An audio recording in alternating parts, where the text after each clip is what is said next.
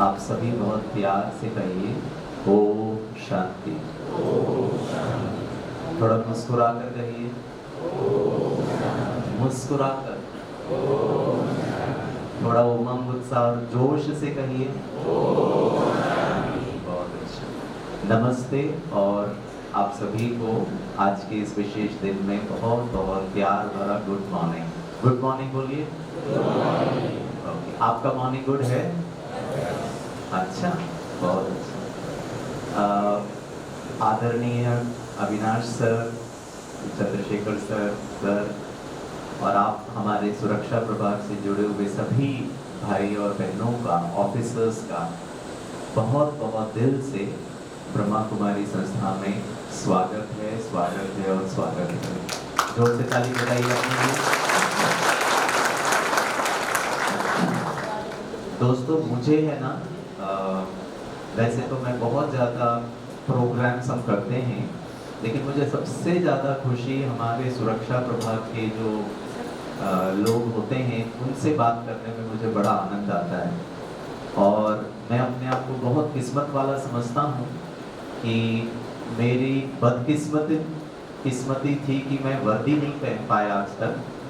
मुझे बहुत इच्छा थी, मैंने इंडियन आर्मी में ज्वाइन करने के लिए प्रयास भी किया और 2 बार मैंने एग्ज़ाम भी लिखा, एग्ज़ाम क्लियर भी हुआ, लेकिन एसएसबी में उन्होंने मुझे बहुत प्यार से बाहर कर दिया। 4 दिन का हमारा एसएसबी होता था और वो ऑफिसर हमें कहते थे, गिरीश भाई you are not an officer material, इसीलिए आप बाहर हो गए। और मुझे याद आता है हम 102 कैडेट्स थे और 102 में 102 के लोगों को बाहर कर दिया उन्होंने, एक का भी सिलेक्शन नहीं किया। उनको जब तक ऑफिसर वाला चीज नहीं मिलेगा ना, वो सेलेक्ट ही नहीं करते। लेकिन दोस्तों, मैं अपने आप को बहुत भाग्यशाली समझता हूँ कि मैं आपके जैसे वो वर्दी तो नहीं पहन पाया। वो वर्दी पहनना भी अपने आप में बहुत गर्व की बात है। अब उस वर्दी के अंदर जो व्यक्तित्व है वो बहुत डिसिप्लिन वाला है, बहुत कार्यनिष्ठा वाला है, त्याग, बलिदान और तपस्या का है। और मुझे आप लोगों से मिलकर बात करना इसीलिए अच्छा लगता है क्योंकि गिरीश भाई तो बहुत प्यार से जाकर आज रात को सो जाएगा यहाँ पर या मुंबई में या जहाँ भी मैं ट्रैवल करता हूँ। बहुत प्यार से मैं जीवन जीता हूँ, निश्चिंत होकर, निडर होकर घूमना फिरना, खाना पीना, बातें करना, जीवन बहुत प्यार से मैं जीता हूँ। और मेरी सुरक्षा और मेरा जो चैन वाला जीवन का जो आधार है ना दोस्तों, वो आप लोग। आप त्याग, तपस्या और बलिदान से आप टाइम नहीं देखते हो, घर नहीं देखते हो, घर परिवार के लोगों की सुविधाएं नहीं देखते हो, समय आप नहीं देखते हो, जान की भी परवाह नहीं करते हो।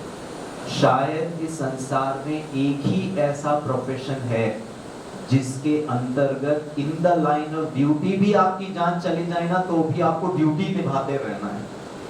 कोई टीचर को पढ़ा करके किसी बच्चे को इंजीनियर बनाने के लिए अपनी जान का बलिदान देने की आवश्यकता नहीं होती। एक डॉक्टर को मरीज का इलाज करने के लिए अपनी जान पर खेलना नहीं पड़ता, वो सिर्फ आप लोग करते हो दोस्तों। तो शायद हिंदी भाषा में ऐसा कोई शब्द नहीं है जिसका मैं आपको उच्चारण करूं और मैं बता सकूं कि हम ब्रह्मा कुमारी के अंदर आप लोगों के लिए बहुत बहुत बहुत सम्मान है। आप बहुत आदरणीय हो, आप बहुत वंदनीय हो। कितनी भी अपने शब्दों के द्वारा मैं आपको अपनी कृतज्ञता बताऊं, शब्द कम पड़ेंगे दोस्तों। गिरीश भाई उस श्रेष्ठ नजरों से आपको देख रहा है। आप किसी चीज की परवाह नहीं करते हो, लेकिन ड्यूटी को बड़ी बखूबी निभाते हो।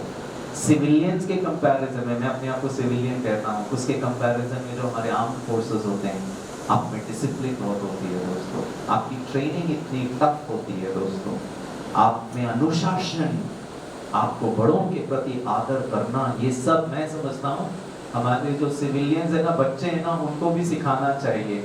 और क्योंकि माता पिता उन बच्चों को लेके बहुत परेशान है, वो सुनते नहीं है, मानते नहीं है, पढ़ते नहीं है, थोड़ी पुलिस ट्रेनिंग मिल जाएगी ना तो थोड़ा वो ठीक हो सकते हैं।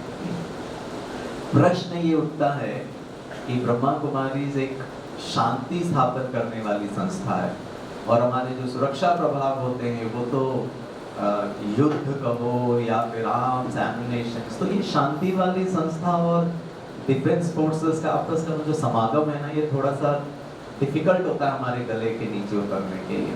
लेकिन आपने वो वीडियो में देखा दोस्तों, सन 2001 से ब्रह्मा कुमारी ने कितनी सेवाएं की। और मेरा ये सौभाग्य रहा है कि मैं ग्लेशियर में गया हूँ, पनडुब्बी में मैं गया हूँ, तुरा बॉर्डर, बांग्लादेश के तुरा बॉर्डर, जैसलमेर के बॉर्डर में, चाहे वो बीएसएफ का हो, आईटीबीपी का हो, इंडियन आर्मी का हो, इंडियन नेवी का हो, डीप सी डाइवर्स का हो, उन सब से हमने इंटरेक्ट किया है। और बहुत वैज्ञानिक और बहुत साइंटिफिक तरीके से हम अपनी बातों को दूसरों के सामने रखते हैं, ताकि हमारा जो जीवन है वो बहुत सुखमय हो, बहुत शांतिमय हो, बहुत स्ट्रेस फ्री हो। तो चलिए मैं आपसे स्ट्रेस के ऊपर स्व सशक्तिकरण कैसे करना है, इस पर मैं थोड़ा सा आपके साथ चर्चा करूंगा। दोस्तों, दो शक्ति होती है, एक होता है बाहुबल, शारीरिक बल, द फिजिकल पावर, और उस फिजिकल पावर में आप गिरीश भाई से कई गुना ज्यादा अच्छे हो। गिरीश भाई फिजिकली बहुत कमजोर है दोस्तों, क्योंकि आपकी ट्रेनिंग भी ऐसे होती है, आपका खाना पीना, एक्सरसाइज, ड्रिल, पीटी, बहुत सारे आपके होते हैं जिसमें बाहुबल, शरीर की शक्ति को बहुत ध्यान रखा जाता है। लेकिन एक बल जिसमें शायद ये मिसिंग डायमेंशन है, वो है हमारा मानसिक बल, भावनाओं का बल, आंतरिक बल। मैं आपको उदाहरण दूं, लोगों को अगर टेंशन है ना, पब्लिक को अगर टेंशन होगा तो गिरीश भाई को इतनी चिंता का विषय नहीं है। लेकिन अगर आप लोगों को टेंशन हो गया तो गिरीश भाई के लिए बड़ा चिंता का विषय है। पता है क्यों? क्योंकि पब्लिक को अगर टेंशन होगा तो ज्यादा से ज्यादा वो डिप्रेशन में जाएगा, ज्यादा से ज्यादा वो परेशान रहेगा, एंजाइटी फील करेगा, बहुत बुरा फील करेगा। लेकिन अगर हमारे सुरक्षा बलों को अगर टेंशन और डिप्रेशन हो गया, वो बड़ा खतरनाक प्रपोजिशन है। पता है क्यों? क्योंकि आपके पास बंदूक है, और आपका अगर दिमाग खराब हुआ, पब्लिक के पास बंदूक नहीं है, आपके पास तो वो है आर्म्ड लाइसेंस है आपके पास। कितने मैं आपको उदाहरण देता हूँ। सन 2011 में हम मानेसर, न्यू दिल्ली में एनएसजी का एक वो है, यूनिट है, वहाँ प्रोग्राम करने के लिए मैं जा रहा था। मैं फ्लाइट में था, और फ्लाइट में मैं टाइम्स ऑफ इंडिया पढ़ रहा था। मुझे दिल्ली उतरना है और मुझे सीधे मानेसर जाना है प्रोग्राम करने के लिए। एनएसजी के कमांडोज के लिए प्रोग्राम हम कर रहे हैं।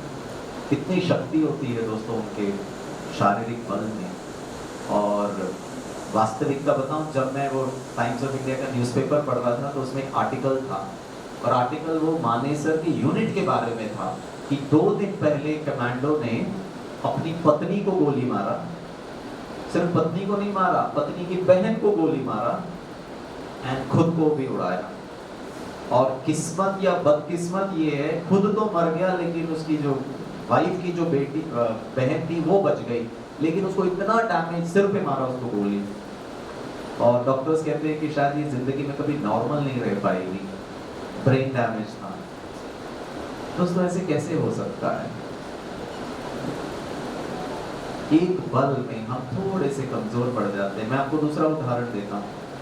हम बीएसएफ का प्रोग्राम कर रहे थे, हमारे जो डीआईजी साहब थे ना, मैं नॉर्थ ईस्ट की बात कर रहा हूँ, बांग्लादेश बॉर्डर की बात कर रहा हूँ। तो जब हम नॉर्थ ईस्ट के हेडक्वार्टर्स में थे, तो वहाँ पे जो डीआईजी साहब थे ना, वो मलयाली थे। मैं भी मलयाली हूँ, साउथ केरला को बिलोंग करता हूँ। उनको पता चला कि गिरीश भाई साउथ इंडिया को बिलोंग करता हूँ। उन्होंने मुझे घर पे बुलाया। मिस्टर थॉमस मेरे बहुत अच्छे मित्र हैं, वो आज तो रिटायर हो गए। और उन्होंने मुझे कहा, गिरीश भाई मैं आपसे एक बात करना चाहता हूँ, आप ट्रेनिंग के लिए जा रहे हैं? मैंने कहा हाँ जी। तो हम तुरा बॉर्डर, बांग्लादेश और इंडिया के बॉर्डर पोस्ट होता है, उसको हम तुरा बॉर्डर कहते हैं। दोस्तों, हालत बहुत गंभीर होती है वहाँ की, सिर्फ कीचड़ कीचड़ कीचड़ ही है। कभी बारिश होगा आधा 1 घंटा, उसके बाद फिर बड़ी धूप निकलेगी, लीच, मस्कीटोस, और वहां जाकर हमारे जवान को 4-4 घंटे की पेट्रोलिंग ड्यूटी करनी है। तो डीआईजी साहब ने मुझे कहा कि गिरीश भाई मैंने आपको क्यों बुलाया है पता है? मैंने कहा बताइए। बोला, हमने एक सर्कुलर पास किया था, बीएसएफ ने, सेंट्रल रिजर्व पुलिस जो होते हैं, भारत सरकार ने एक ऑर्डर पास किया गया, अगर आप अपने ड्यूटी के दौरान आप पेट्रोलिंग कर रहे हो, इंडिया और बांग्लादेश का जो बॉर्डर पे वो फेंसिंग लगा हुआ है, आपके ड्यूटी के आवर्स में अगर तार कटी हुई मिली तो आपके अगेंस्ट कार्रवाई की जाएगी कि आपने ठीक से ध्यान से काम नहीं किया, मतलब इन्फिल्ट्रेशन हुआ है, somebody has crossed the border, so actions will be taken। और वो डीआईजी साहब कह रहे थे हम किसी को नौकरी से निकालते नहीं है, बस थोड़ा इंक्वायरी करते हैं ताकि वो लोग थोड़ा सिंसियरली जॉब करें। अब उन्होंने कहा कि एक हमारा जो जवान था वो मानसिक तौर पर कमजोर था, घबराता था, चिंता करता था, और रियल कारणों से आप चिंता करें हमें भी समझ में आता है, लेकिन मोस्ट ऑफ द टाइम दोस्तों हम इमेजिनरी चिंता करते हैं, ऐसा होगा तो क्या होगा, वैसा होगा तो क्या होगा, कैसे कितना होता है वो पता नहीं है, लेकिन हम चिंता जरूर करते हैं। तो ये जो जवान था बहुत सेंसिटिव था, इमोशनली बहुत सेंसिटिव था। ये ड्यूटी पर जब गया तो उसने देखा कि तार कटी हुई है। अब जब तार कटी हुई पाया उसने तो उसका बुद्धि जो है वो परेशान होने लगा। अब उसको चिंता होने लगी कि मेरी नौकरी तो गई, फिर मेरा घर वालों का क्या होगा, फिर मेरा भविष्य का क्या होगा, बच्चों का क्या होगा। वो इतना ओवरवेल्म्ड हो गया, इतना ज्यादा परेशान हुआ। उनका ना एक टिन का क्या बोलते हैं मेकशिफ्ट कैंप जैसा होता है, ताकि वहाँ आप ड्यूटी के बाद थोड़ा रेस्ट कर सको, ड्यूटी के दौरान आपको कुछ जरूरत है तो वहाँ सामान होता है। और उस टिन शेड में उसके 4 साथी सो रहे थे। तो ये भाई ने पता है क्या किया, अपना राइफल उठाया, वो फ्रस्ट्रेशन में धड़ धड़ धड़ करके चारों को मारा और फिर खुद को भी गोली मारा। ये हमारे डीआईजी साहब मुझसे कह रहे हैं गिरीश भाई मेरे 5 जवान 3 या 4 मिनट के अंदर बीएसएफ ने हमारे 5 जवानों को खोया, और वो मैंने दुश्मनों की गोलीबारी में नहीं खोया, अपनी व्यक्ति ने अपनों को उड़ा दिया। दोस्तों तनाव, टेंशन एक ऐसी चीज है जो मनुष्य को बहुत जोरदार हिला के रख देती है। आप हमारी सुरक्षा करते हैं दिन रात मेहनत करके। आज ब्रह्मा कुमारी इसमें ये कार्यक्रम का आयोजन ही हमने इसीलिए किया ताकि हम थोड़ा सा आपको आंतरिक सशक्तिकरण, स्वयं का सशक्तिकरण करें। चलिए शुरू करते हैं दोस्तों। आप में से एक मैं प्रश्न पूछना चाहता हूँ, जवाब देंगे हाँ या ना? हाँ, मतलब मुझे पता है आप लोग वैसे डरते तो हो नहीं, लेकिन फिर भी हो सकता है क्योंकि प्रश्न बहुत खतरनाक आने वाला है। ठीक है, हाथ ऊपर उठा के जवाब दीजिएगा। अगर नहीं भी जवाब देंगे ना कोई बात नहीं, आपके मैं चेहरे देखकर मेरे को पता चल जाएगा आपका जवाब क्या है। ठीक है, पहला प्रश्न, आप में से कितने लोगों को टेंशन होता है? जरा हाथ ऊपर उठाइए। जिनको टेंशन होता है हाथ ऊपर उठाइए। दोस्तों साहब उठा रहे हैं हमारे अविनाश भाई जी। ठीक है, अच्छा ठीक है, बहुत अच्छा। ये अच्छा। सबसे ज्यादा हमारी बहनें खुश हो रही है, पता है वो ज्यादा क्यों मुस्कुरा रही है? क्योंकि बाजू वालों को भी होता है। ठीक है, हमको कभी कभी खुशी इस बात का होती है कि ये भी परेशान है। ठीक है, चलिए आप में से जिनको टेंशन नहीं होता है वो जरा हाथ ऊपर उठाएं। जिनको टेंशन नहीं होता है हाथ ऊपर उठाएं। अच्छा, बहुत अच्छा, मुझे तो बहुत खुशी होती है, बहुत वंडरफुल, थैंक यू सर। हाथ नीचे करें। जब मैं ये दूसरा प्रश्न पूछता हूँ ना अविनाश भाई, तो पता है लोग, मैं पूछता जिनको टेंशन नहीं होता वो हाथ ऊपर उठाए तो मैक्सिमम लोग आजू बाजू देखते हैं, ये कैसे बच गया, यहाँ हमारी जान जाती है। How did he escape out of stress. चलिए तीसरा और सबसे खतरनाक प्रश्न, जिन्होंने अभी तक हाथ नहीं ऊपर उठाया कृपया हाथ ऊपर उठाएं और बताएं आप कौन से कैटेगरी को बिलोंग करते हैं। तो एक बार एक साहब ने मुझे बड़ा अच्छा जवाब दिया, उन्होंने कहा गिरीश भाई ये तीसरा कैटेगरी उन महान लोगों का है जिनको हाथ ऊपर उठाने में ही टेंशन हो रहा है। काय को परेशान कर रहे हो? परेशानी से मुझे एक बात याद आता है, प्रश्न पूछूं?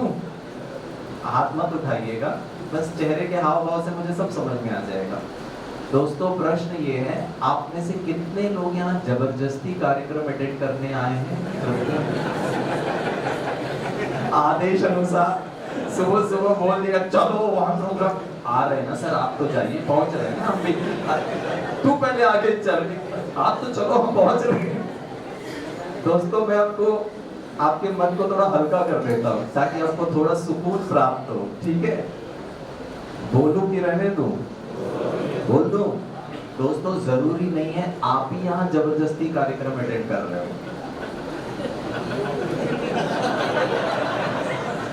हो सकता है मैं भी जबरदस्ती हूँ यहाँ पर, मुझे भी आदेश अनुसार कहा गया आपको कार्यक्रम करना पड़ेगा। और दोस्तों जब सामने वाला दुखी होता है ना, उससे जो खुशी होती है ना खुद को, वो थोड़ा अलग ही प्रकार की खुशी होती है। दोस्तों जब आपको ये कार्यक्रम आप जबरदस्ती अटेंड करना ही है और मुझे जबरदस्ती कराना ही है, तो मानव के पास सिर्फ दो ही चॉइस है, या तो दुखी होके परेशान होकर फ्रस्ट्रेट होकर कर लो, या फिर ऑप्शन नंबर 2 खुशी से प्यार से हंसते हंसते आनंद से कर लो। तीसरा ऑप्शन नहीं है। जवाब दीजिएगा, नौकरी तो करनी ही है, नहीं पड़ेगी, कितना है, ठीक है ना? तो जवाब दीजिएगा लास्ट का, नौकरी तो करनी ही, सुबह तो जल्दी उठना ही, घर परिवार को संभालना तो, जब ये सब पड़ेगा ही दोस्तों, तो दो ही चॉइस है, या तो प्यार से कर लो या दुखी होकर कर लो। कौन सा आसान है? हाँ, तो थोड़ा मुस्कुराइए। आए थे जबरदस्ती, लेकिन जाना अपने मर्जी से और खुशी से यहाँ से, ठीक है? चलिए, आप लोगों को टेंशन होता है, उसके मैं कुछ कारण बता देता हूँ, ठीक है? टेंशन का प्रमुख कारण, और ये मैंने नहीं पता लगाया, ये साइकोलॉजिस्ट ने सारे विश्व में पता लगाया। टेंशन का पहला कारण है आर्थिक समस्या, घर का। हमको कोई दोस्तों बहुत अमीर नहीं बनना, हमको करोड़ रुपए नहीं चाहिए, लेकिन जीवन को सुचारू रूप से चलाने के लिए भी पैसे जब ऊपर नीचे हो जाते हैं तो हमको टेंशन हो जाता है, हाँ या ना? अब कोई इमरजेंसी हो गई है, अब किससे आप पैसे मांगे? अच्छा नहीं लगता ना बार बार पैसे मांगे, और फिर माता पिता को टेंशन हो जाता है घर को चलाने के लिए। आर्थिक समस्या मेजर रीजन फॉर स्ट्रेस। दूसरा प्रमुख रीजन, वैसे तो होना नहीं चाहिए, लेकिन एक प्रमुख कारण टेंशन का है, वो है हमारे संबंध, पति पत्नी का आपस का संबंध, या माता पिता और बच्चों का संबंध, या फिर सीनियर और जूनियर का संबंध। और वो भी, उसमें भी, संबंधों में भी टेंशन का पता है कारण क्या है? वो है एक्सपेक्टेशन। और विशेष हमारी पत्नियों के लैंग्वेज में, बहनों के लैंग्वेज में बताऊं, जैसा मैं चाहती हूँ वैसा तो तुम करते आया ना? हमारे पति लोग कितने दुखी होके बोल रहे हैं, हाँ ठीक है, जैसा हम चाहते हैं वैसा नहीं होता है, तो फिर टेंशन हो जाता है। एक्सपेक्टेशन। दोस्तों संबंध का आधार, जो मुझे यहाँ ब्रह्मा कुमारी में पता चला इस विद्यालय में, संबंध का आधार होना चाहिए एक्सेप्ट करना सामने वाला, लेकिन वो हो गया है एक्सपेक्टेशन। और ये एक्सपेक्टेशन पता है क्यों हुआ? क्योंकि शायद मेरे माता ने, पिता ने, समाज ने, बड़ों ने मेरे अंदर ये वाला बात डाल दी, मुझे नहीं पता था, लेकिन मुझे ऐसा ही सिखाया गया। दोस्तों उदाहरण देता हूँ, आपको अच्छा लगेगा, थोड़ा हंसी मजाक वाला उदाहरण। जब मेरी शादी की उम्र हुई और माता पिता ने कहा शादी करो शादी करो शादी करो, तो मैं थोड़ा आनाकानी कर रहा था, करता हूँ, देखता हूँ, बताता हूँ, सोचूंगा। और मम्मी बेचारी थोड़ी परेशान हो रही थी, तो मम्मी ने फ्रस्ट्रेशन में कहा शादी करता क्यों नहीं है? तो मैंने ऐसे ही कैजुअली एक दिन मम्मी को कहा शादी क्यों करूं मम्मी? तब मम्मी ने ब्रह्मास्त्र निकाला। और ब्रह्मास्त्र जो होता है ना दोस्तों, खाली नहीं जाता है, अपने क्या बोलते हैं टारगेट को अचीव कर ही लेता है। मम्मी ने मुझे कहा, मैंने पूछा मैं शादी क्यों करूं? मम्मी ने कहा बेटा शादी करेगा ना तो पत्नी तुझे प्यार करेगी, वो तुझे संभालेगी, वो तेरे लिए खाना बनाएगी, वो तुझे कंप्लीट करेगी, वो तेरे बच्चे पैदा करेगी। मैंने कहा डील बहुत अच्छा है, मुझे कुछ नहीं करना, सब वही करने वाली है। मैंने कहा डन, तुरंत हाँ कर दिया, शादी करने के लिए तैयार। दुख की बात पता है क्या है? जिस लड़की से मेरी शादी हुई ना, उसकी माता जी ने भी उसको वही बताया।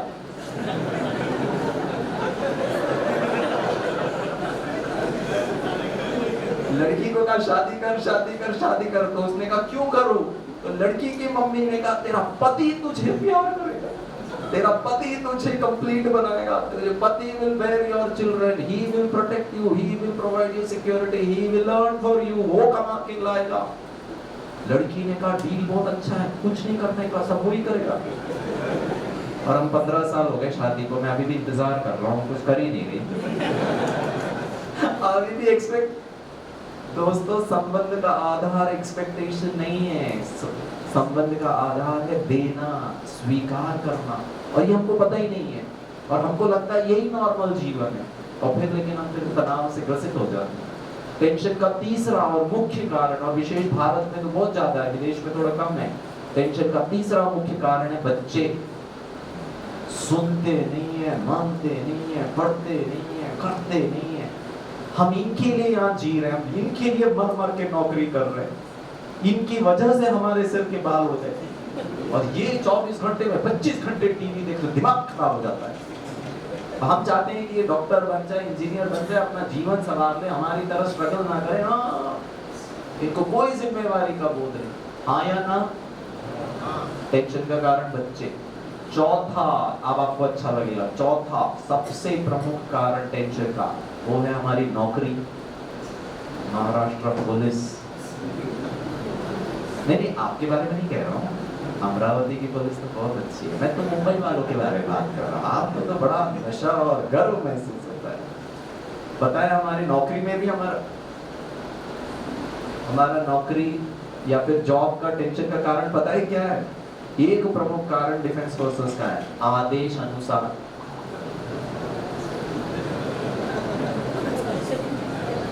आदेश अनुसार मानना ही पड़ता है, हाँ या ना?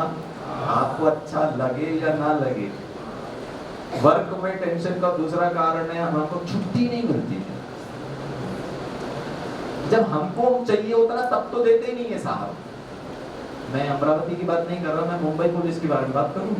वहां के जो हमारे साहब लोग हैं ना, पता नहीं उनको क्या वरदान प्राप्त है, उनको क्या जीपीएस, क्या ब्लूटूथ प्राप्त है, उनको 2 किलोमीटर दूर से भनक पड़ जाता है छुट्टी मांगने आ रहा है, और वो 2 किलोमीटर दूर से ही आदेश जारी कर देते हैं, रुक, पीछे मुड़, तेज चल, इधर नहीं आने का। यहाँ वैसे ही लोग नहीं है, वैसे ही मंत्री आ रहे, वैसे ही बंदोबस्त है, और ऊपर से तो छुट्टी मांग भी कैसे सकते हो? मैंने साहब को कहा, साहब चलो छुट्टी दो नहीं, कम से कम मेरा दुखड़ा तो सुन लो। बोले आओ गिरीशा। मैं साहब के कैबिन में गया, बोला हाँ बोलो। मैंने कहा सर, घर में बहुत समस्या है, पत्नी की तबीयत ठीक नहीं है, माँ और मेरी पत्नी हमेशा झगड़ती रहती है, बच्चा पढ़ना नहीं है, भाई ने कोर्ट केस कर दिया है, कोर्ट की तारीख आ गई है, मैं क्या करूँ? तो साहब ने कहा हो गया, सुना दिया। मैंने कहा हाँ सर, थोड़ा छुट्टी चाहिए था। तो साहब ने कहा मैं अपना दुखड़ा सुना। रहने दीजिए सर, छुट्टी नहीं देंगे चलेगा, लेकिन अपना दुख मत सुनाओ, मैं नहीं हैंडल कर सकता हूँ। अब आपको क्या लगता है, साहब का दुख कम? अरे उनका घर का भी समस्या, पूरे फोर्स की समस्या उनके सिर पर। मैंने कहा नहीं, रहने दो सर, सुनाओ नहीं कुछ भी, लेकिन मैं चलता हूँ। और साहब ने कहा अच्छा गिरीश तुम आए हैं ना, तो एक काम करो, ये वाला फाइल भी जरा कंप्लीट कर देना, और ये वाला जो एक मेल भी भेज देना, और वो जो मैंने कल काम किया था ना, उसका रिपोर्ट भी बना। आया था छुट्टी मांगने, 3 काम और पकड़ा रहे साहब, ठीक है। अब कुछ कर तो सकते नहीं है दोस्तों। तो पता है हम लोग कैसे जवाब देते हैं? ओके सर, जी सर, हाँ जी सर, हो जाएगा सर, जय हिंद सर, बिल्कुल सर, आता हूँ सर। और जैसे ही साहब के कैबिन से बाहर निकले,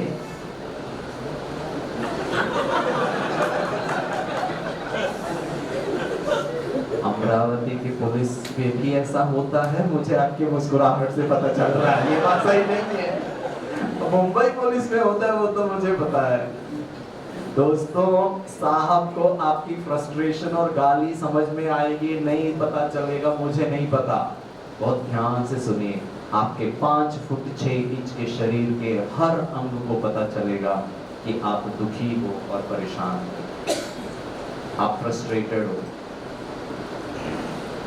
और हम इतनी मेहनत इसीलिए कर रहे हैं ताकि हम भी स्वस्थ रहें, हम अपने परिवार के साथ खुशी से जीवन जी सकें। आपको मैं एक साइंटिफिक रिसर्च पहले से ही बता देता हूँ, लेट मी कंप्लीट। वो जो 8 कारण थे, वर्क, नेचर ऑफ वर्क दोस्तों हमारा स्ट्रेस का कारण है। हमको कहीं भी पोस्टिंग मिल जाती है, परिवार वालों को लेकर जाना पड़ता है, उनको सेटल करना पड़ता है, मैं समझता हूँ कितनी तकलीफ होती है। स्ट्रेस का 5वां कारण हेल्थ। खुद की तबीयत ना भी ठीक मतलब हो ना हो, घर में अगर किसी की तबीयत खराब हो तो घर वालों को टेंशन हो जाता है, हाँ या ना? माँ को अगर तबीयत खराब है तो हम थोड़ी ना खुश रह पाएंगे, हमको स्ट्रेस हो जाता है। बच्चे की तबीयत खराब है तो माँ थोड़ी ना खुश हो पाएगी, स्ट्रेस तो आ ही जाता है। स्ट्रेस का छठवां कारण सर्टेन अनकंट्रोलेबल फैक्टर्स। दोस्तों, बहुत बारिश हुई या बहुत गर्मी पड़ी या कोरोना वायरस आ गया, लॉकडाउन हो गया, अब ये सब हम नहीं डिसाइड कर रहे हैं, लेकिन उसका असर हम पर जरूर होता है। और पिछले कोरोना के समय पे तो शायद इस संसार का हर व्यक्ति ने तनाव को एक्सपीरियंस किया, घर के अंदर रहकर वो ओवरवेल्म्ड था, एग्जिस्टेंशियल थ्रेट, पता नहीं मेरे को कहीं कोविड ना हो जाए, पता नहीं कहीं मेरी मृत्यु ना हो जाए। और सेकेंड वेव में, डेल्टा वेव में तो बहुत ज्यादा भारत ने उन्होंने असर किया जब डेल्टा वेव आया हुआ था। और मैं उस वक्त दिल्ली में था, कभी समय मिलेगा तो मैं अपना अनुभव सुनाऊंगा डेल्टा के दौरान का, मुझे भी कोविड हुआ था दोस्तों। तो जो हेल्थ कंसर्न्स जो होते हैं ना, ये मनुष्य को बहुत जल्दी प्रभावित करता है। सातवां कारण और आठवां कारण थोड़ा पर्सनल रीजन है दोस्तों। सातवां कारण है टू मच टू डू, बहुत कुछ करने के लिए फुर्सत ही नहीं है। घर को भी संभालो, ऑफिस को भी संभालो, ड्यूटी भी संभालो, खाना भी बनाओ, परिवार को भी संभालो। और पता है मुंबई में लोग क्या कहते हैं हमको, गिरीश भाई मरने की फुर्सत नहीं है। मेरी आंखें तो बड़ी हो जाती, मैंने कहा मरने की फुर्सत नहीं है क्या? बोला बिल्कुल नहीं है। मैंने कहा इच्छा जाहिर करिए, प्रबंध मैं कर देता हूँ मरने की। मतलब यमदूत बाहर दरवाजा खटखटा रहा है और आप बोलते हो बाद में आना, मरने की फुर्सत नहीं है। मतलब हम उनसे भी ज्यादा शक्तिशाली अपने आप को महसूस करें। इतनी अज्ञानता है दोस्तों कि मरने, I don't have time to die. और आठवां कारण और अंतिम कारण, ये भी बहुत पर्सनल रीजन है दोस्तों, और वो ये है, मैं वहां नहीं पहुंच पाया हूं जहां मुझे होना चाहिए। हमारी अपनी इच्छाएं होती है, अपने ड्रीम्स होते हैं, डिजायर्स होते हैं, मेरा प्रमोशन हो जाए, मैं इस पोस्ट में आ जाऊं, मैं ये एग्जाम लिख लूं, इतने साल का मेरा एक्सपीरियंस है, मुझे अपने होम टाउन में मुझे ट्रांसफर हो जाए, बच्चा सेटल हो जाए, बेटी की शादी हो जाए, गांव में अपना एक घर हो। ये सब अपनी इच्छाएं होती है और आई इज परफेक्टली फाइन। हम कोशिश भी कर रहे हैं लेकिन अपनी इच्छा अनुसार कुछ भी हो नहीं रहा है, तो फिर मनुष्य को बहुत स्ट्रेस हो जाता है। क्या करूं गिरीश भाई, मेहनत कर तो रहा हूं लेकिन हो कुछ नहीं रहा है। So then you start really feeling the frustration, क्या करूं? फिर हम होपलेस हो जाते हैं, थोड़ा हेल्पलेस भी हो जाते हैं, फिर समझ में नहीं आता है क्या करें। और जब कुछ समझ में नहीं आता है तो हम सबसे समझदारी का काम करते हैं। आपके बारे में बात नहीं कर रहा हूँ मैं, तो मुंबई पुलिस के बारे में बात कर रहा हूँ। आप तो शराब और ये गलत चीजों का सेवन बिल्कुल भी नहीं करते, हाँ या ना? हाँ, समझ गया मैं, ठीक है। दोस्तों मेरी बात ऐसे ही नहीं है, ठीक है ना? समझ कर आज ये हाल हो गया है, ठीक है। तो दोस्तों ये हमारे 8 प्रमुख कारण है। मैं आपको बताता हूँ आध्यात्मिक रीजन। और आध्यात्म ये कहता है, भगवान हमको ये कहता है, हमारी ये बहुत मीठी प्यारी हमारी सीता दीदी और ये दीदियों ने हमको बताया, जो मेरे को लगता था मुझे बहुत पता है जीवन के बारे में। पता चला कि ये जो 8 कारण है ये हमारे जीवन का टेंशन का कारण नहीं है, ये सब जीवन की वास्तविकताएं रियल है। क्या रियल है? मेरे बाल नहीं है। क्या रियल है? मुझे थोड़ा सा बैक पेन का प्रॉब्लम है। क्या रियल है? मेरी पत्नी और मेरा जमता नहीं है। क्या रियल है? मेरी माँ को कैंसर है। क्या रियल है? बच्चा पढ़ता नहीं है। क्या रियल है? बड़े भाई साहब ने कोर्ट केस कर दिया है। क्या रियल है? मेहनत मैं करता हूँ, सिंसियर मैं हूँ, प्रमोशन वो लेकर जाऊंगी। सब रियल है दोस्तों। प्रश्न, ये सब रियलिटीज में, वास्तविकताओं में मुझे और आपको टेंशन क्यों हो रहा है? पता है हमें टेंशन क्यों हो रहा है? क्योंकि किस प्रकार से मैं इन सत्यताओं का सामना करता हूं उस पर निर्भर करता है मेरे को टेंशन है या फिर नहीं। अर्थात मेरे सामना करने पर निर्भर करता है। अर्थात मेरे जीवन में मेरा टेंशन का कारण सिर्फ एक ही व्यक्ति है दोस्तों। कौन है? कौन है? जोर से बोलिए। हाँ, मैं हूं, ठीक है? जोर से जवाब दीजिएगा, ओके? मेरे जीवन में मेरा टेंशन का कारण, इतना धीरे, मतलब ये बिल्डिंग ना हिल जाना चाहिए दोस्तों, आपकी आवाज से गूंजना चाहिए, ठीक है। मेरे जीवन में मेरा दुख, टेंशन, गुस्से का कारण, काश आपके घर वाले सुन पाते। आपका बच्चा तुरंत मंदिर में जाके 2 नारियल चढ़ाता और कहता है भगवान जी बहुत बहुत दिल से धन्यवाद, पप्पा अक्ल की बात कर रहे हैं। नहीं तो हम पप्पा लोग घर में जाकर बस एक ही डायलॉग बोलते हैं, तुम लोगों की वजह से, तुम लोगों की वजह से, तुम लोगों की। और यहाँ किसकी वजह से? जोर से बोलिए। खुद की वजह से। तो सुधरना किसको है? जोर से बोलिए। और सुधार किसको रहे?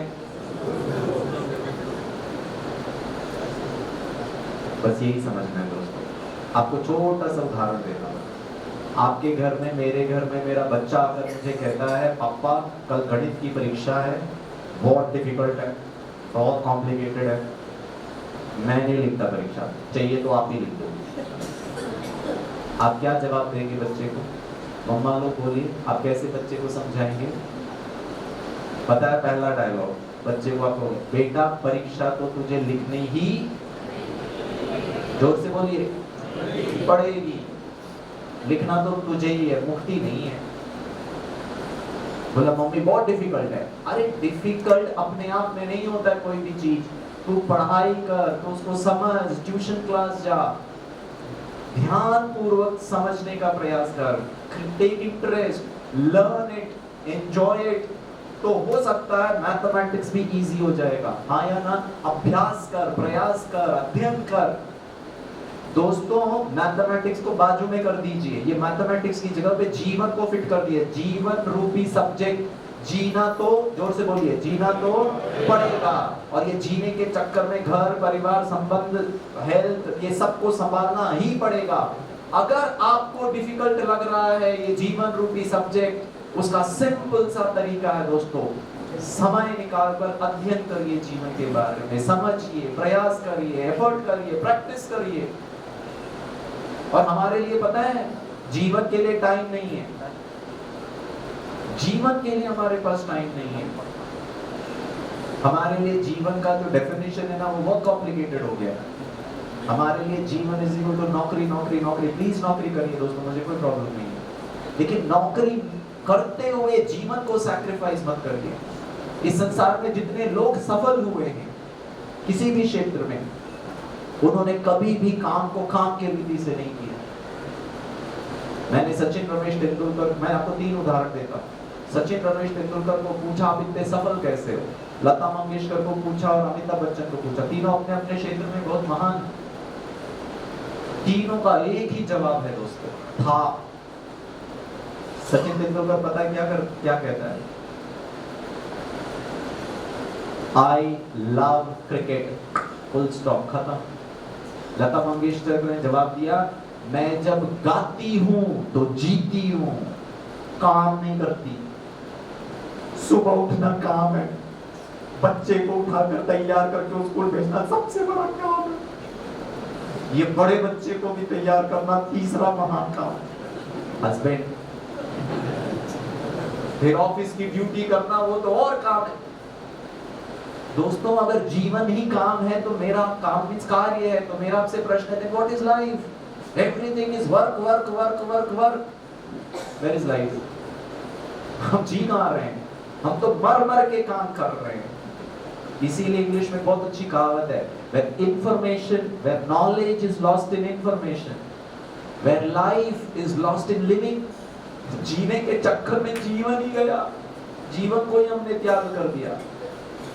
जीवन का मतलब है सुख की अनुभूति, शांति की अनुभूति, आनंद की अनुभूति, शक्तिशाली महसूस करना। और पता है हमारा हाल क्या हो गया है?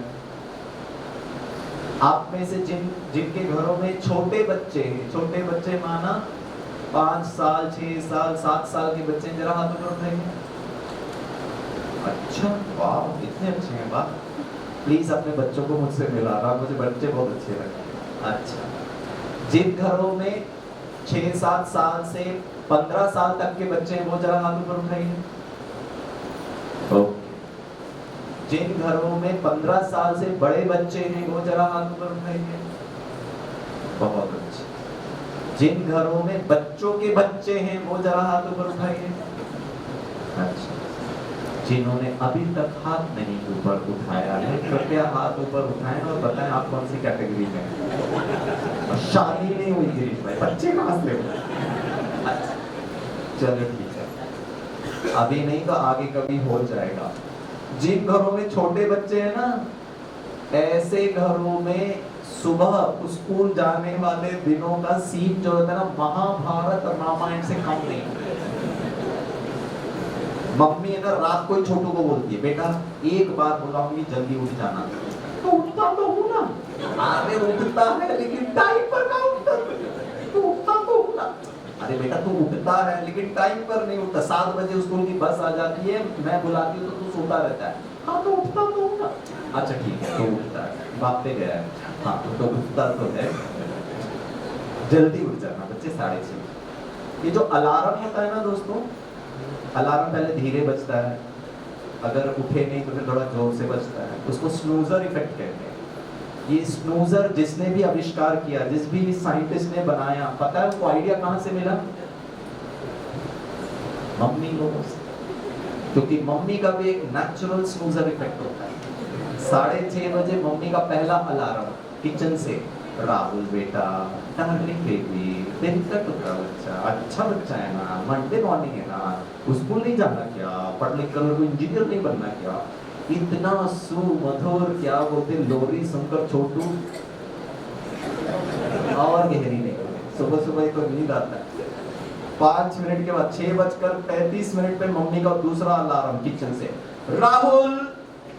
राहुल को सुनामी के सॉरी अर्थक्वेक के झटके महसूस होते हैं, भाई कोई डिस्टर्ब कर रहा, मैं तो अच्छा खासा सो रहा था।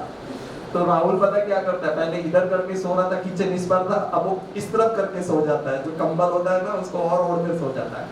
6:40 पे मम्मी का तीसरा अलार्म, राहुल कितना देर से, हर दिन का तेरा नाटक है। अब सचमुच में अर्थक्वेक के महसूस हो रहे झटके उसके।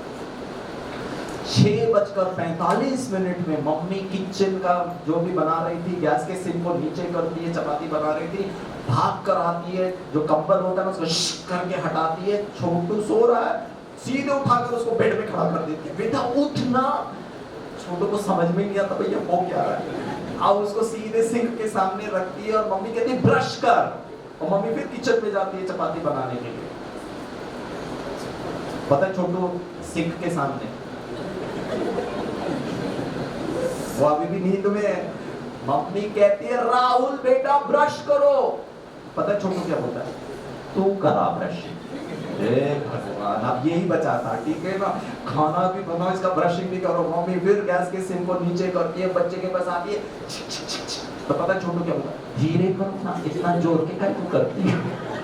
अरे स्कूल की बस मम्मी का टेंशन है, ये बोलता धीरे करो ना। और मम्मी अपना डायलॉग बोलती, तेरी उम्र में ना मम्मी है ना 11 किलोमीटर चलकर जाती थी, तब जाकर मम्मी ने बीएससी कंप्लीट किया। तो पता है छोटू क्या बोलता है, मेरे लिए तो बस आती है। अरे तुम 11 किलोमीटर चल के जाती थी तो मेरे को काहे को सुना रही हो, तुम्हारे माता पिता स्कूल का बस नहीं प्रोवाइड करे, दैट इज योर प्रॉब्लम। मेरे पापा तो मेरे को स्कूल का बस में बना के देते हैं। आपको क्या लगता है आपके ये डायलॉग बोलने से छोटू में संस्कार परिवर्तन हो जाएगा? अब वो नहा रहा है बाथरूम में, नहाता नहीं है, पानी के साथ खेल रहा है क्योंकि उसको पानी अच्छा, बेटा नहाओ, तुम नहलाओ। मम्मी आती है उसको नहलाती है, ठीक है, और फिर सॉक्स लेकर सॉक्स के साथ खेल रहा है। इस दौरान हस्बैंड, मम्मी और बच्चे के इस महायुद्ध के बीच में हस्बैंड की नींद खुलती है। वो वाइफ के पास जाता है, एक कप चाय, नहीं चाय तो पीनी भी नहीं चाहिए, अच्छी भी बात नहीं होती है। वाइफ का ना मूड देखकर उसका हालत गंभीर हो जाता है। और पता है क्यों वाइफ का मूड एकदम पारा चढ़ा हुआ है? क्योंकि उसी दिन काम वाली बाई नहीं है। हस्बैंड क्या करता है, तुरंत ट्रैक पैंट पहनता है, शर्ट पहनता है, भागता है बाहर, थोड़ा जॉगिंग करके आता हूँ, ठीक है ना, कम से कम बाहर का माहौल तो ठंडा है, घर में तो अभी एकदम गर्म वाला माहौल है, ठीक है। और छोटू 5 मिनट बचा है बस आने के लिए, छोटू सॉक्स के साथ खेल रहा है। मम्मी बोलती छोटू पहनना, तुम पहनाओ। मम्मी किसी तरह पहनाती है, तब तक हस्बैंड भी आता है, बस भी आ गई, या हस्बैंड छोटू को इधर उठाता है, बस्ता इधर उठाता है, गले में वाटर बॉटल टंगाता है, भागता है बस के पीछे और छोटू को बस में चढ़ा देता है। हस्बैंड वाइफ आराम से फिर एक कप चाय पीते हैं। और पता है पत्नी मम्मी हस्बैंड को क्या कहती है? हाँ, एक काम खत्म। सुबह सुबह बच्चे को उठा करके स्कूल भेजना दोस्तों काम है। प्रश्न पूछूं, where is life, what is life? और यहाँ पर पुलिस डिपार्टमेंट नहीं आ रहा है, यहाँ पर आपका फाइनेंशियल हेल्थ नहीं आ रहा है, यहाँ खुद का क्रिएशन है ये। और अगर हम ऐसा करते जाएंगे, छोटी छोटी बातों में भी इरिटेट होते जाएंगे, बुरा मत मानिएगा दोस्तों, गारंटी मैं देता हूँ हमको heart attack, cancer, diabetes, blood pressure free gift में नीचे। मैं आपको रिसर्च बताता हूँ। आपने वो वीडियो में ना डॉक्टर कलाम का फोटो देखा होगा, अगर आपने बहुत ध्यान से देखा है, ब्रह्मा कुमारी ने डॉक्टर APJ अब्दुल कलाम, भारत के पूर्व राष्ट्रपति जी, उनके साथ मिलकर 8 साल रिसर्च किया। हमने नहीं किया, डॉक्टर कलाम ब्रह्मा कुमारी के पास आए और वो DRDO के चीफ थे। मैं 2004-2003 की बात कर रहा हूँ। He was the chief of DRDO। बाद में तो प्रेसिडेंट भी बन गए, लेकिन वो 3 प्रोजेक्ट पे दोस्तों काम कर रहे थे। एक था हार्ट अटैक, दूसरा था कैंसर, तीसरा था एड्स। और वो क्या रिसर्च कर रहे थे? उनको पता चला कि भारत के 70% से भी ज्यादा जनसंख्या के लोग एंजियोग्राफी नहीं अफोर्ड कर सकते। एंजियोग्राफी हार्ट का एक टेस्ट होता है, एक्सरे लेते हैं ना, हार्ट में हड्डियां नहीं होती है दोस्तों, तो कैसे एक्सरे लेंगे? एक डाई इंजेक्ट किया जाता है खून में, और वो जब डाई हार्ट में जाएगा तो एक्सरे लेने से पता चल जाएगा कि कितना ब्लॉक है वहां पर, 100% ब्लॉक है, 50% ब्लॉक। एक टेस्ट होता है जिसको हम एंजियोग्राफी कहते हैं। उस जमाने में वो एंजियोग्राफी टेस्ट ही इतना महंगा था, ट्रीटमेंट तो छोड़ ही दीजिए, कोई टेस्ट ही नहीं करा पाता था। और डॉक्टर कलाम बहुत क्रिएटिव व्यक्ति थे दोस्तों, और वो चाहते थे कि बिना खर्चा किए ये जो कोलेस्ट्रॉल डिपॉजिट है आर्टरीज में, बिना मेहनत किए, बिना दवाई और बिना ऑपरेशन किए क्या इसको कम किया जा सकता है। और वो अध्ययन करते करते वो प्रजापिता ब्रह्मा कुमारी ईश्वरीय विश्वविद्यालय के पास आए। हमारे एक डॉक्टर साहब हैं, उनका नाम डॉक्टर सतीश गुप्ता जी, वो भी कार्डियोलॉजिस्ट हैं। उन्होंने उनके साथ मिलकर साइंटिस्ट ने, एंडोक्राइनोलॉजिस्ट ने, फिटनेस एक्सपर्ट ने और हमारी ये बहनों ने मिलकर के 8 साल कार्य किया। और वो रिसर्च में आपको बताता हूँ, 2 ग्रुप बनाया दोस्तों, जिनको भी हार्ट का प्रॉब्लम था, 100% ब्लॉक, 30% ब्लॉक, 40% ब्लॉक, 3 ब्लॉक, मतलब हार्ट में खून ही नहीं जा रहा है, ब्लॉक है। ऐसे 2 ग्रुप बनाया पेशेंट्स का। दोनों ग्रुप का डाइट चेंज किया, हाई फाइबर, लो फैट्स, लो कोलेस्ट्रॉल वाला, नॉनवेज फूड बंद कर दिया दोनों ग्रुप का। दूसरा, उनका हमने लाइफस्टाइल चेंज की, सुबह कब उठना है, कब सोना है, कब खाना खाना है। इस शरीर भी एक मशीन है दोस्तों, कभी सुबह खा रहे हैं, कभी नहीं खा रहे हैं, कभी दबा के खा रहे हैं, कभी रात को 12 बजे खा रहे हैं। इस शरीर ज़्यादा देर हैंडल नहीं कर सकता इस चीज़ को, ये भी एक मशीन है, इसकी भी ध्यान रखनी पड़ती है। तो हमने उनका थोड़ा लाइफस्टाइल चेंज किया। तीसरा, एक ग्रुप को मेडिटेशन सिखाया, दूसरे ग्रुप को मेडिटेशन नहीं सिखाया, और वो लाइफस्टाइल में थोड़ा उनको वॉकिंग सिखाया, दोनों ग्रुप को सिखाया। एक ग्रुप को मेडिटेशन, जो हमारा कंट्रोल्ड ग्रुप था, उस पर हम रिसर्च कर रहे थे। और दोस्तों मेडिटेशन क्या है?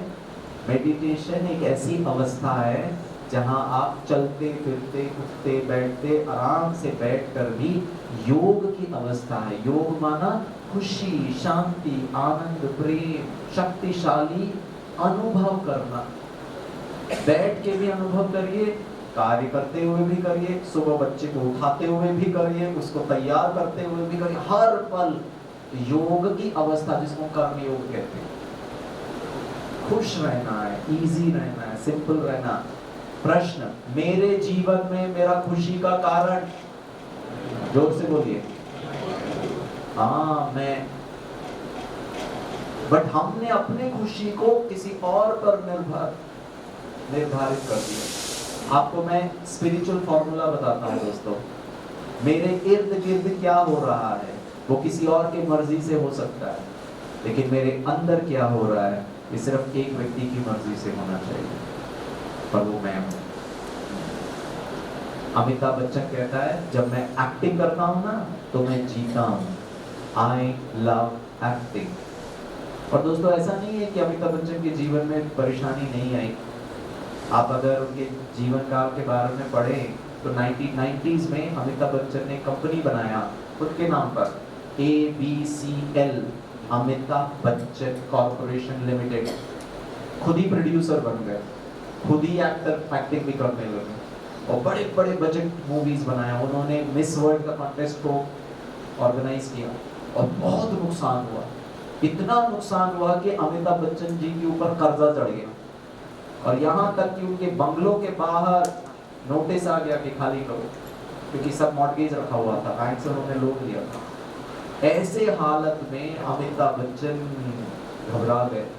उन्होंने अपने पिताजी हरिवंश राय बच्चन के पास गए और कहा कि बाबूजी मैं क्या करूं, मुझे कुछ समझ में नहीं आ रहा, मैं बैंकरप्ट हो गया हूँ, मेरे ऊपर कर्जा चढ़ गया करोड़ों रुपए का। अमिताभ बच्चन के पिता ने बताया अमिताभ बच्चन को क्या कहा, उसके सिर पे हाथ रखते हुए कहा, बच्चे आत्मनिरीक्षण करो। किडनी निरीक्षण, लिवर निरीक्षण करके कोई निरीक्षण नहीं होता है, आत्मनिरीक्षण करो। और कहते हैं अमिताभ बच्चन इतना परेशान थे, जुहू बीच में वॉकिंग करते हुए वो एक डायरेक्टर के घर में गए और बोला कि मुझे आप पैसे दो, कर्जा दो, मैं वापस चुका दूंगा। तो वो डायरेक्टर ने कहा क्या प्रॉब्लम है? बोला मेरे पे बहुत कर्जा चढ़ गया। बोला मेरे पास एक आइडिया है। अमिताभ बच्चन को कहा 1 करोड़ रुपए साइनिंग अमाउंट है, करने के लिए तैयार हो गया। बोला कुछ भी करने के लिए तैयार। तो डायरेक्टर ने बताया अमिताभ बच्चन को क्या कहा, बस एक ही चीज आपको करना है, अमिताभ बच्चन को भूलना पड़ेगा। बोला क्या बोल रहे हैं साहब, 1 करोड़ रुपए चाहिए। बोला जाइए फ्रेश होकर आइए, मैं लोगों को बुलाता हूँ। और फिर अमिताभ बच्चन जब आए तो दूसरे स्टार टीवी वाले आए थे, साइनिंग अमाउंट 1 करोड़ रुपए था। 1 करोड़ रुपए का चेक लिया। अमिताभ बच्चन ने पूछा करना क्या है? दोस्तों पता है, यहाँ गया ABC, वहां आया, जोर से बोलिए, KBC, कौन बनेगा करोड़पति। और अमिताभ बच्चन को जब पता चला ना कि मेरे को टीवी में क्विज को होस्ट करना है, अमिताभ बच्चन ने कहा नहीं मैं बड़ा पर्दे का खिलाड़ी हूँ, छोटा पर्दा तो डिसरिस्पेक्ट। टीवी वाले कलाकार को सिनेमा वाले भाव नहीं देते दोस्तों। अमिताभ बच्चन ने कहा मैं छोटे पर्दे पर कैसे आऊंगा, मैं बड़ा पर्दे का खिलाड़ी हूँ। तो डायरेक्टर ने कहा मैंने यही कहा था, अमिताभ बच्चन को भूलना पड़ेगा।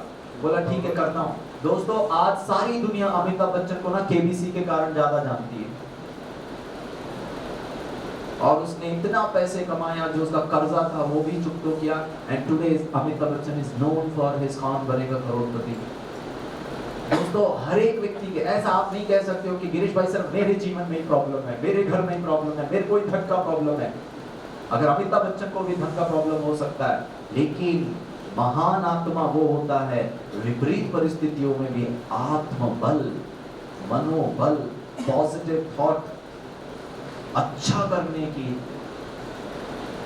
मुझे याद आता है हम टाटा स्टील का प्रोग्राम कर रहे थे, स्टील मैन्युफैक्चरिंग कंपनी है टाटा की, और मैंने वहां पर कहा कल से प्लीज नौकरी करने के लिए ना, कल से प्लीज आकर नौकरी नहीं करना, कल सुबह 9 बजे ऑफिस में आओ और नौकरी नहीं करना। कुछ लोगों ने कहा वो तो हम पहले से भी नहीं करते। मैंने कहा अरे कमाल कर रहे हो। पता है कल से आकर क्या करना? कल से आकर ऑफिस में ऑफिस की जिम्मेवारी, आपके पोस्ट का, आपके पोजीशन का, आपकी जिम्मेवारियों को निभाते हुए जीना, काम नहीं करना। और दोस्तों मैं आपको ना क्यों कह रहा हूँ पता है, आप ये ईश्वरीय विश्वविद्यालय में आकर के इन्वेस्टिगेट करिए। आपको वो इन्वेस्टिगेशन तो आता है। यहाँ जितनी बहनें बैठी हैं, जितने भाई हैं जो वाइट में हैं यहाँ पर, वो राइट फ्रॉम स्वप्निल भाई से लेकर विजय भाई से लेकर हर भाई को देख लीजिए आप। ये 24 घंटे में दूसरों की सेवा के लिए, ब्रह्मा कुमारी के लिए का डेडिकेशन। और ब्रह्मा कुमारी संस्था इनको 1 रुपया नहीं देती है। मैंने बिजनेस मैनेजमेंट किया दोस्तों, और मेरे को लगता था कि बिजनेस में आपको लोगों से काम करवाना ना, उनको मोटिवेट करना ना, तो उनको पैसे देने पड़ेगा, उनको बोनस देना पड़ेगा, उनको प्रमोशन देना पड़ेगा, उनको कमीशन देना पड़ेगा, तभी काम होता है इस दुनिया में। और यहाँ ब्रह्मा कुमारी इसमें आकर देखो, पता है यहाँ का एक्सचेंज क्या होता है, यहाँ का लेन देन क्या होता है? यहाँ का लेन देन है प्यार, शांति, आत्मा का, आत्मा बल, और ये एक बार प्राप्त हो गया ना दोस्तों, धन कमाना बहुत आसान है, कॉम्प्लिकेटेड जीवन को आसान करना बहुत आसान है दोस्तों। मेरा एक छोटा सा निवेदन है, मैं वो हार्ट का आपको किस्सा बता देता हूँ।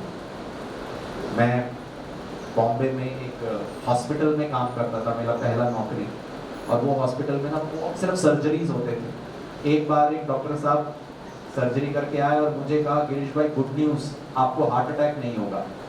मैंने कहा आप ऐसे ही बोल रहे हो, मैं कैसे मान लूँ? अरे कम से कम टेस्ट तो करिए ना, ब्लड टेस्ट तो करिए, हार्ट बीट्स तो देखिए। उन्होंने कहा 4 बातों से पता चल जाएगा आपको हार्ट अटैक होगा या नहीं होगा। आप लोग जानना चाहेंगे 4 बातें? देख के पता चल जाएगा आपको हार्ट अटैक होगा या नहीं होगा। मैं भी बता सकता हूँ, और ये 1998 की बात है। और दोस्तों वो जो डॉक्टर एपीजे अब्दुल कलाम जी के साथ जो हमने 8 साल रिसर्च किया ना, आज हमारे पास 10,000 से ज्यादा एंजियोग्राफी रिपोर्ट है। 100% ब्लॉक रिड्यूस टू 30%। हमने पेशेंट को हाथ नहीं लगाया। और उसका हाइपोथेसिस मैं आपको बताऊं, जो डॉक्टर कलाम ने प्रेजेंट किया था world Congress on clinical and preventive cardiology 2006 में, उन्होंने पूरे विश्व के सामने प्रेजेंट किया। 45 मिनट्स का वीडियो प्रेजेंटेशन। आपको चाहिए ना, आप पेन ड्राइव लाइए, मैं आपको दे दूंगा, अभी भी है मेरे पास। आप इंटरनेशनल हार्ट जर्नल में ये वाला जो केस था जिसको हम आबू ट्रायल कहते थे, ये सबसे लंबे दौरान वाला क्या बोलते हैं केस स्टडी था। पूरे विश्व के लोगों ने इसको पढ़ा, डॉक्टर्स ने, कि बिना ओपन हार्ट सर्जरी किए, बिना बाईपास सर्जरी किए भी हार्ट की धमनियों के ब्लॉकेजेस को रिग्रेस कर सकते हैं। उसका हाइपोथेसिस, उसका लॉजिक मैं आपको बताता हूँ। डॉक्टर कलाम कहते हैं थॉट्स, विचार, they are just not mere vibrations in the air, they are definite electrochemical processes taking place in the hypothalamus with physiological consequences. अगर आपके विचार फुल ऑफ डिस्ट्रेस है, एंगर, फियर, ईगो, इनसिक्योरिटी, डर, चिंता, भय, होपलेस, हेल्पलेस, यही विचारों के साथ आप नौकरी कर रहे हो, विचारों के रख करके खाना भी खा रहे हो, विचारों को रख के सो भी रहे हो, विचारों को रख के 24 घंटे जी रहे हो, इन विचारों के आधार अगर है तो the brain will start pouring stress hormones and it will create coronary artery disease, it will set in sympathetic system. मैं बहुत टेक्निकल आपको बात बता रहा हूँ। और if you can reverse this, doctor Kalam कहते हैं, अगर इसको आप चेंज कर लीजिए with peace, with bliss, with happiness, with smile, any which ways नौकरी तो करनी है दोस्तों, एनी विच वेज सुबह उठना ही है, एनी विच वेज पढ़ाई तो करनी है, एनी विच वेज बच्चों को संभालना है, जब सब करना ही है तो शांति से, मुस्कुरा के, आनंद से क्यों नहीं कर सकते? और जब उनको मेडिटेशन कराया, मेडिटेशन माना शांति, खुशी, आनंद, गुस्सा नहीं, चिंता नहीं, भय नहीं, उसका रिजल्ट 100% ब्लॉक रिड्यूस टू 30% है दोस्तों। आप अभी भी मुझसे मिल सकते हैं, आपको देखना है, मैं अपने लैपटॉप में आपको दिखाऊंगा प्रेजेंटेशन, आपको मैं एंजियोग्राफी रिपोर्ट दिखाऊंगा चाहिए तो। आज हमारे पास 10,000 एंजियोग्राफी रिपोर्ट है। हमने government of India, ministry of health, ministry of defence को, डीआरडीओ को सबमिट किया। उसके लिए पता है क्या करना है दोस्तों? वो जो 4 बातें हैं ना, उस समय जो डॉक्टर ने कहा था वो मैं आपको एक बार बता देता हूँ। वो डॉक्टर साहब ने कहा 4 बातों से पता चल जाएगा व्यक्ति को हार्ट अटैक होगा या नहीं होगा। मैंने कहा बताइए 4 बातें। आप लोग जानना चाहेंगे? हाँ या ना? जो जानना चाहेंगे हाथ ऊपर उठाइए। क्या बात है, फ्री में? हाँ नहीं, पुलिस विभाग है तो थोड़ा बहुत तो फ्री चलता ही है। पहली बात, वो डॉक्टर साहब ने कहा गिरीश भाई, हार्ट अटैक होने की संभावना उन लोगों को बढ़ जाएगा जिनकी उम्र 40 वर्ष से ज्यादा है। यहाँ का सन्नाटा देखकर आपकी उम्र का पता चल रहा है। कुछ लोगों ने गए काम से, यार हमारा तो 40 वर्ष से ज्यादा उम्र। दोस्तों 2 मिनट का टाइम दीजिए, मैं सबको बराबर कर दूंगा। मेरी उम्र आज 48 वर्ष की है। 1998 में 24 साल पहले मेरी उम्र कम थी। मैंने कहा वाह बेटा गिरीश, खाओ पियो ऐश करो, हार्ट अटैक नहीं होगा। 40 के बाद ही हार्ट अटैक होगा, डॉक्टर साहब कह रहे। मैंने कहा दूसरा बताइए। डॉक्टर साहब ने कहा पहले आप लोग बोलिए हमने आपको माफ किया। बोलिए बोलिए, हमने आपको माफ किया। अब मैं गलती करने वाला हूँ, एडवांस में माफी मांग लिया, ठीक है। वो डॉक्टर साहब ने मुझे कहा गिरीश भाई, हार्ट अटैक होने की संभावना उन लोगों का बढ़ जाएगा जिनका मध्य प्रदेश बड़ा हो। मध्य प्रदेश माना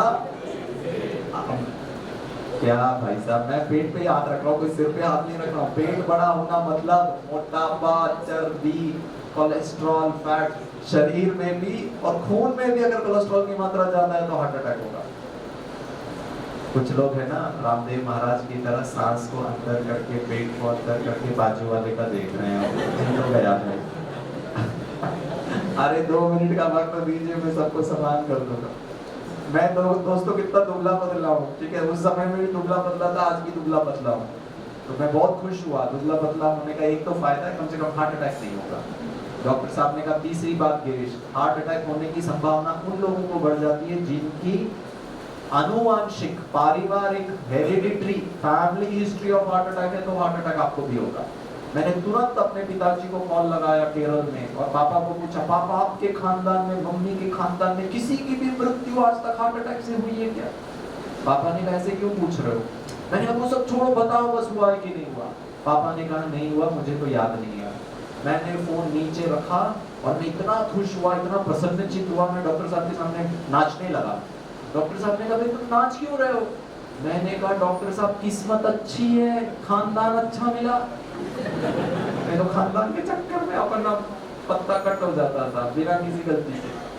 डॉक्टर साहब ने कहा चौथी बात, हार्ट अटैक होने की संभावना उन लोगों को बढ़ जाएगा जिनको लाइफस्टाइल इंड्यूस्ड डिसऑर्डर्स है, जीवन पद्धति से होने वाली बीमारी अर्थात डायबिटीज और ब्लड प्रेशर।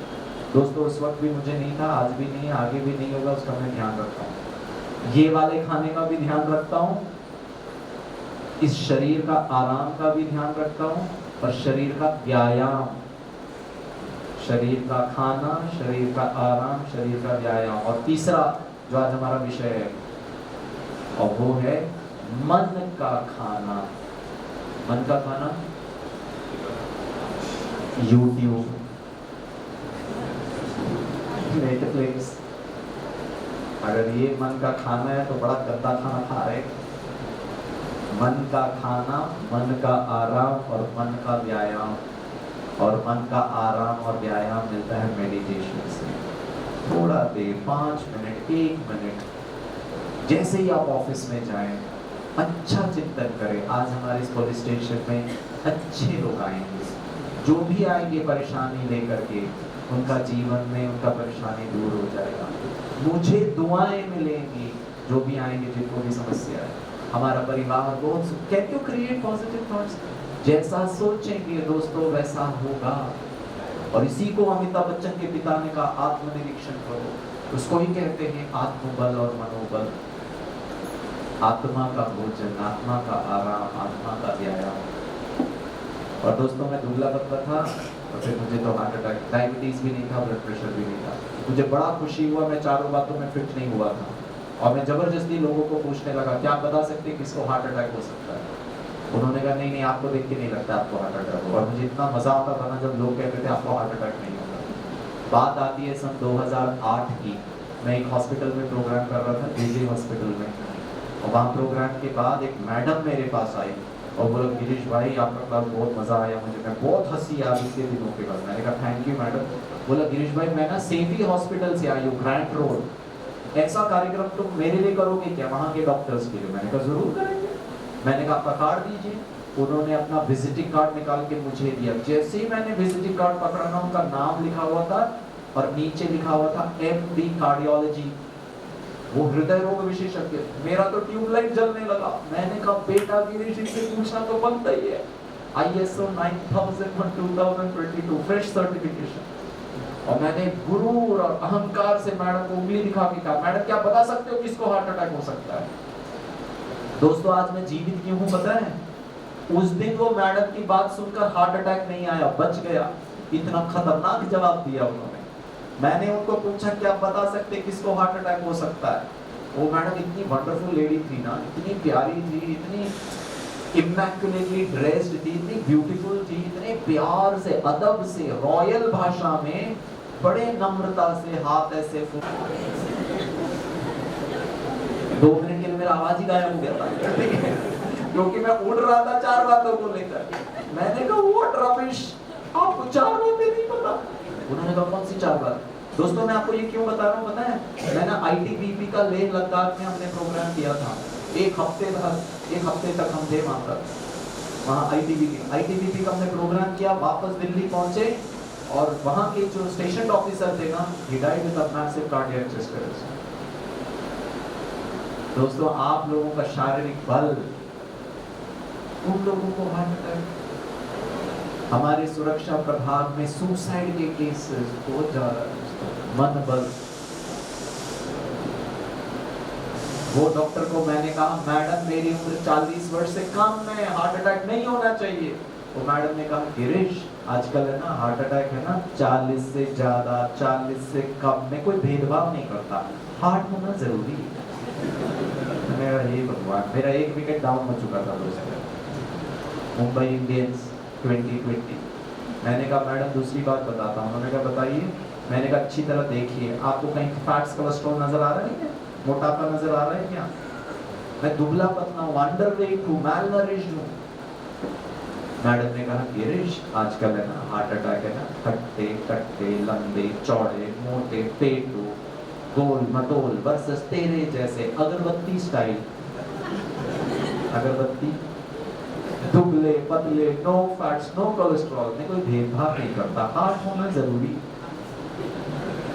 कुछ लोग सांस छोड़कर अभी बैठे हैं, हाँ अब अच्छा लग रहा है। और वो बाजू वालों को कह रहा खा पी, नहीं तो भी तू जाने वाला है, खा पी के क्यों नहीं जाता। दोस्तों मेरा 2 विकेट डाउन हो चुका था, मेरा तीसरा, और तीसरी बात सुन के ना तो मेरे कान से नाक से धुएं निकल गए। मैंने कहा मैडम मेरे खानदान में आज तक किसी की मृत्यु हार्ट अटैक से नहीं हुई। मैडम ने कहा गिरीश तुम्हारे खानदान में तुमसे शुरुआत हो सकती है। You can be opening batsman in your खानदान। मैंने कहा हे भगवान मत याद दिलाओ दादा परदादा को जेनेटिकली हार्ट अटैक नहीं है, डायबिटीज नहीं है। दोस्तों आपको जो सुबह का मैंने हाल बताया था ना, वो बच्चे को तैयार करके भेजने में आप जिस प्रकार से सोच रहे हो, जिस प्रकार से संवेदनाएं व्यक्त कर रहे हो, उसमें सब गड़बड़ हो जाएगा। It is how you are reacting। आपका फिजियोलॉजी नहीं हैंडल कर सकता, आपका इमोशनल स्टेट कैसा है। मैंने कहा मैडम चौथी बात बताता हूँ। उन्होंने कहा बताओ।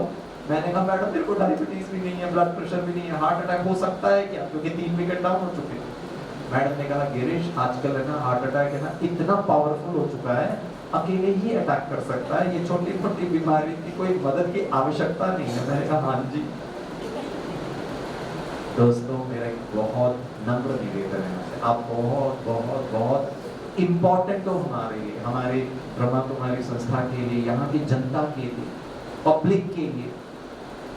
मुझे नहीं पता दुनिया वाले क्या समझते, लेकिन हम आपके लिए बहुत आदर और बहुत सम्मान। हमारा बस एक ही रिक्वेस्ट है, हम एक ही चीज चाहते हैं, प्लीज आप बीमार ना पड़े, आपको हार्ट अटैक ना आए, आपको कभी भी गलती से भी हमारी बहनों को कैंसर जैसी, महिलाओं को कैंसर की बीमारियां बहुत ज्यादा है दोस्तों, ब्रेस्ट कैंसर और सर्वाइकल कैंसर, मैं अभी उससे ज्यादा नहीं चाहूँगा, बहुत ज्यादा प्रॉब्लम। और इस सब का प्रॉब्लम का एक कारण है, वो है हमारी इमोशंस, हमारी भावनाएं। और मेरी भावनाओं को जागृत करने का अधिकार किसको है? करें एक एक्सरसाइज, स्व का सशक्तिकरण करें। स्व माना मैं माना मेरा निर्णय। करें, चलिए दोनों हाथ ऐसे करिए, हाँ सब लोग करिए, बहुत अच्छा। ये दोनों हाथ की उंगलियों को ओठों के किनारे रखें, कितने अच्छे लग रहे हैं आपको। ऊपर की ओर थोड़ा धक्का लगाएं, मुस्कुराइए, इनका फोटो खींचे, कैमरा मैन भैया, हाँ मुस्कुराते रहिए, हाथ ऐसे ही रखिए। ये बहनों का पहले और इन भाइयों का, सब मुस्कुरा रहे हैं, बहुत अच्छा। आजू बाजू वाले को देख के मुस्कुराइए।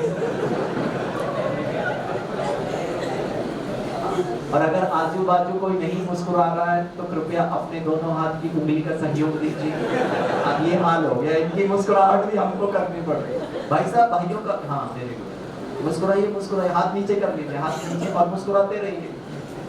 हमारे भाइयों का भी कीजिए, वाह।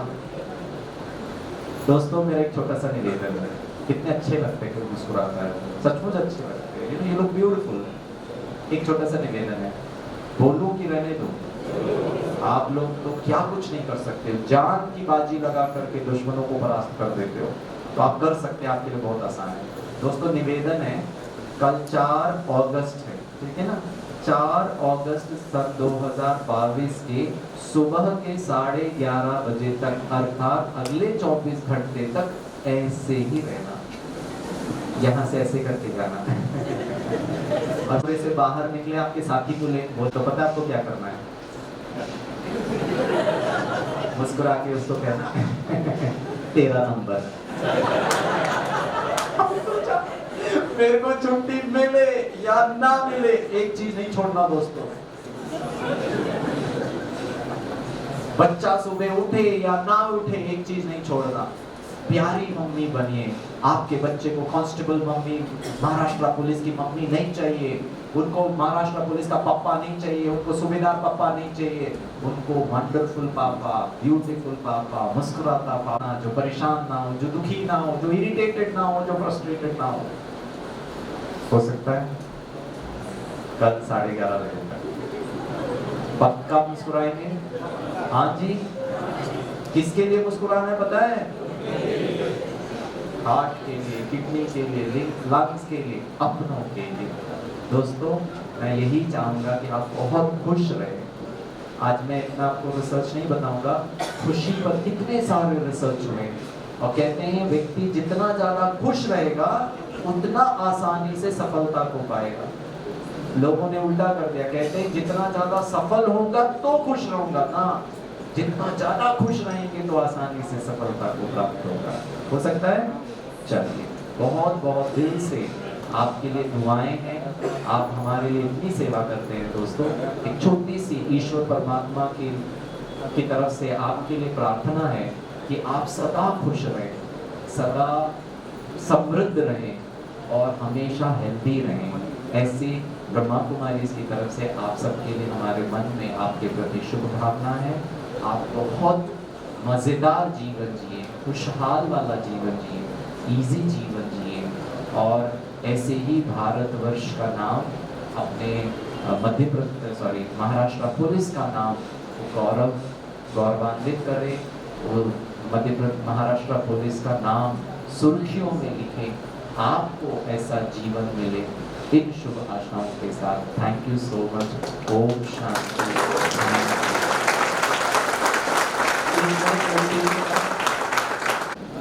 बहुत अच्छा। चलिए हमारे जितने पुलिस से लोग भाई बहने आए हैं जरा हाथों पर उठाइए।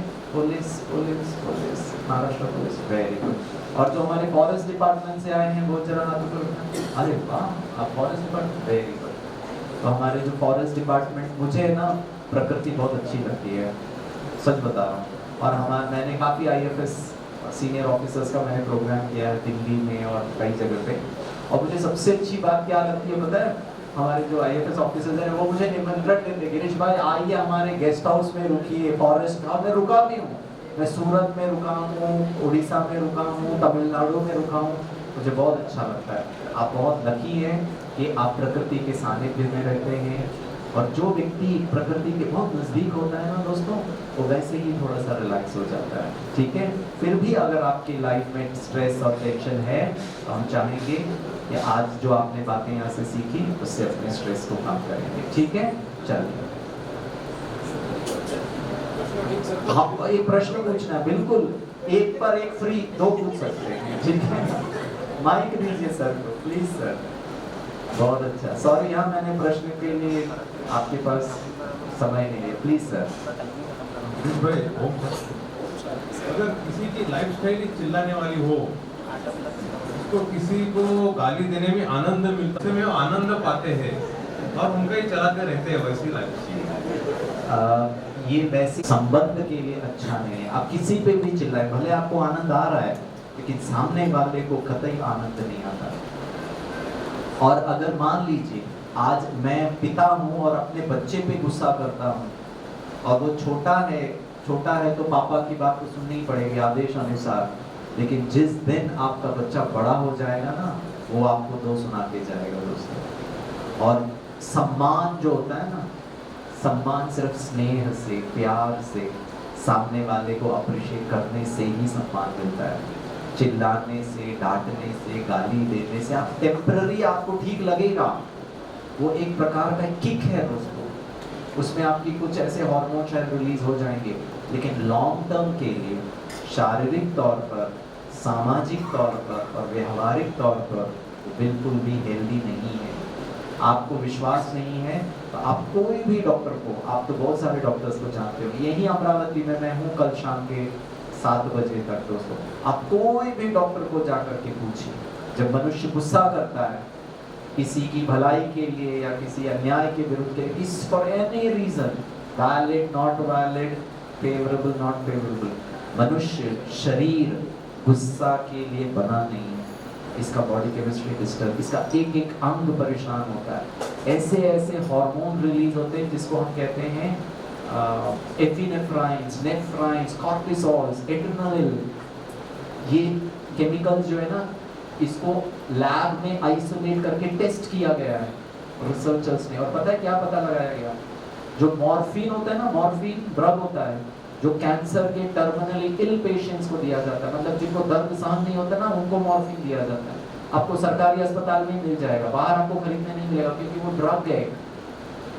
ठीक है। वो वाला जो ड्रग अगर कोई लेता है ना, तो आप जैसे बेहोशी की हालत में, आपको पता है it's a great neuro blocker, आपको दर्द यहाँ फील नहीं होगा मॉर्फिन लेने से, इतना पावरफुल वो ड्रग है। इससे 10 गुना ज्यादा शक्तिशाली केमिकल्स आपके शरीर में, जिसको हम कहते हैं एंडोर्फिन्स, एनकेफेलिन्स,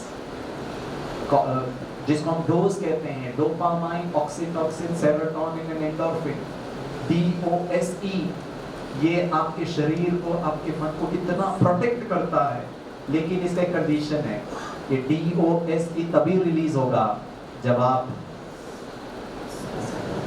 ये कंडीशन है दोस्तों, और अगर फ्रस्ट्रेटेड हो, इरिटेटेड हो तो नेगेटिव हार्मोन्स जाएगा, और इस संसार का कोई कीमोथेरेपी और रेडिएशन हमको ठीक नहीं कर सकता है। डॉक्टर कलाम पता है क्या कहते हैं, द हार्मोन्स, न्यूरोपेप्टाइड्स, कंप्यूटर में कंट्रोल P करोगे ना दोस्तों, तो प्रिंट आउट निकाल देगा, मान लो सब चीज है उसमें, कार्ट्रिज भी है, इलेक्ट्रिसिटी भी है, पेज भी है, और आपका माउस भी है, और आपने कंट्रोल P एंटर दबाया, प्रिंटर प्रिंट आउट निकाल देगा। प्रिंटर कभी आपको नहीं कहेगा कि जा आज मैं प्रिंट आउट नहीं निकालता हूँ, क्योंकि तुम गलत पेज का प्रिंट आउट दे रहे हो। प्रिंटर के पास अपना ज्ञान नहीं है दोस्तों, उसमें जो प्रोग्रामिंग हुआ ना वो करेगा। आपका हार्ट, आपका किडनी, आपका लिवर वो प्रिंटर की तरह है, आप जैसे उसको प्रोग्रामिंग देंगे वैसे वो एग्जीक्यूट करेगा। अच्छे हार्मोन्स रिलीज करिए वो सुरक्षित रहेगा, गलत हार्मोन्स रिलीज करिए तो बेचारा परेशान हो जाएगा। तो आपसे नम्र निवेदन है, अगर मेरी आदत भी है छोटी छोटी बातों पे गुस्सा करने की, तो थोड़ा सा मेडिटेशन करके अपने लिए, अपनों के लिए थोड़ा सा गुस्से को चेंज करिए शांति में, ठीक है। चलिए मेडिटेशन करें, चलिए सीधे बैठे,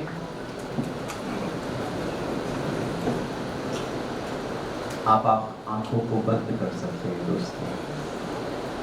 मेडिटेशन एक ऐसी प्रक्रिया है जहां हम कुछ क्षणों के लिए, अगले कुछ पलों के लिए, और अपना सारा ध्यान भीतर की ओर, प्रकृति के बीच में, जहां पहले मिट्टी लगाती है, भाई तिलक लगाओ, peace, it's a secret space, बहुत पवित्र स्थान है ये, और इस प्रकृति के बीच में इस मंदिर की मूर्ति, एक चमकता हुआ सितारा, सितारे को देखिए, in the center of the forehead there is a bright light which is sparkling, और मैं एक चमकता हुआ सितारा, प्रकाश स्वरूप, हीरो, पावरफुल, अच्छा, अपनी मर्जी का मालिक, स्वतंत्र हूं,